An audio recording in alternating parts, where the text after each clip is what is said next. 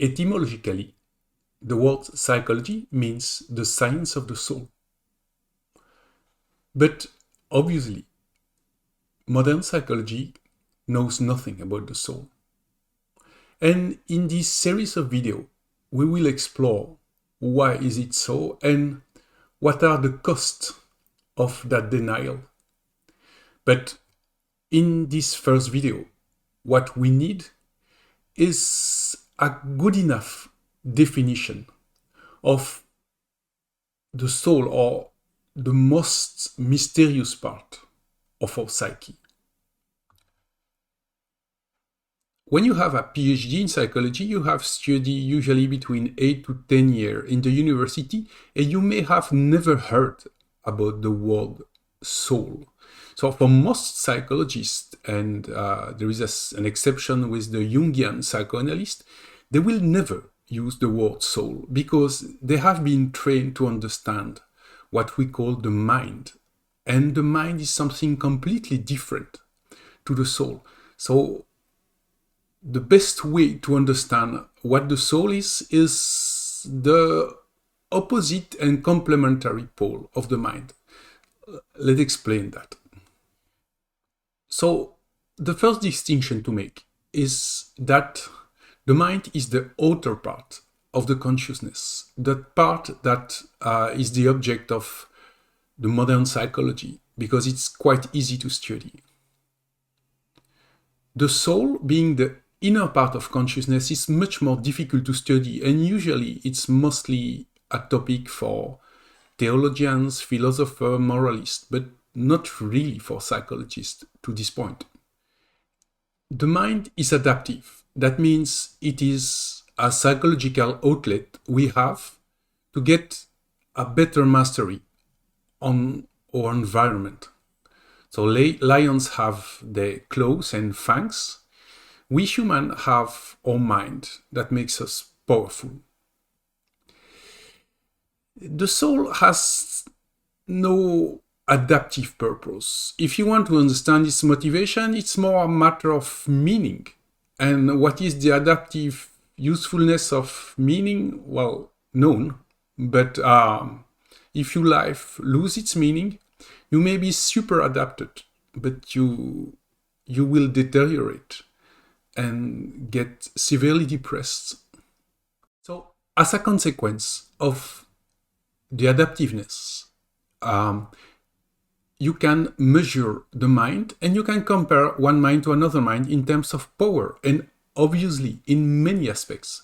Some people are more skilled, they have more power than others. Some people are genius, some people have learning disabilities. And so we are not equal in terms of the mind. If we go to the soul level, it's much more difficult to measure, to compare people, because, well, basically, as soul, we are just humans, and it's impossible to compare one to another.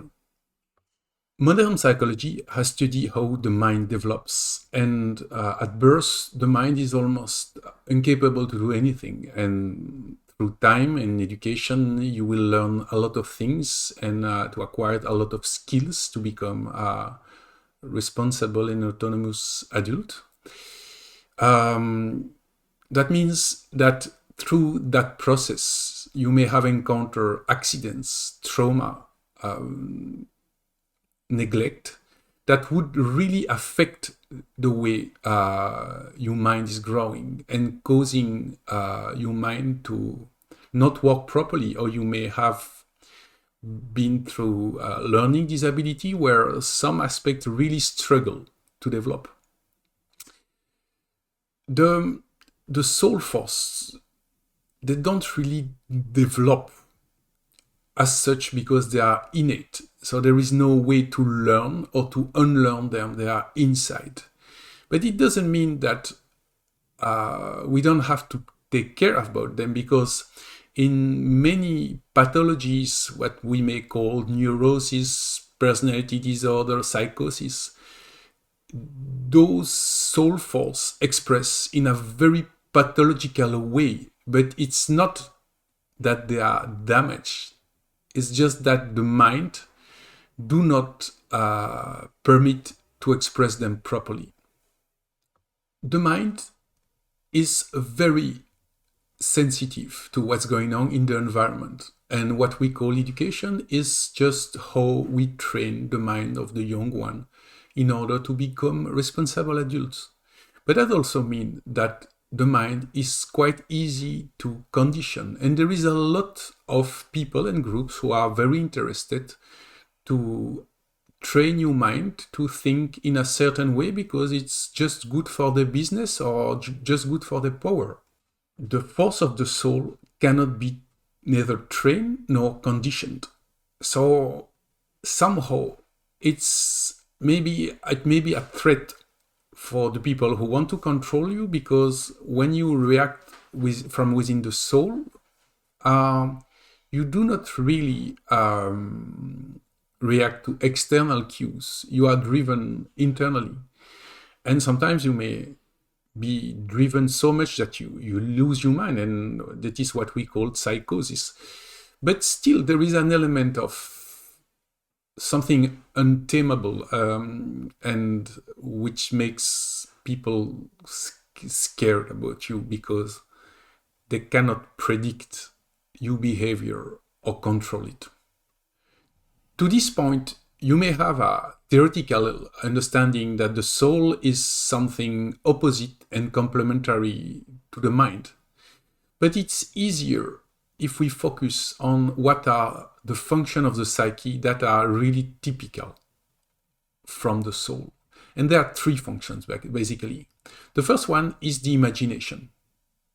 So if you are able to have dreams and to conceive worlds that have no existence, it's because you have the power of imagination. If you can daydream, if you can invent a beautiful story, it's because you can recreate the world inside. And that's the power of imagination. And actually you use it all the time. And even if you walk in the street, part of your perception have been recreated not by your perception, but what you imagine did you perceive. For instance, you may be subject to a mirage, which is a moment where you discover that you have been tricked by your imagination.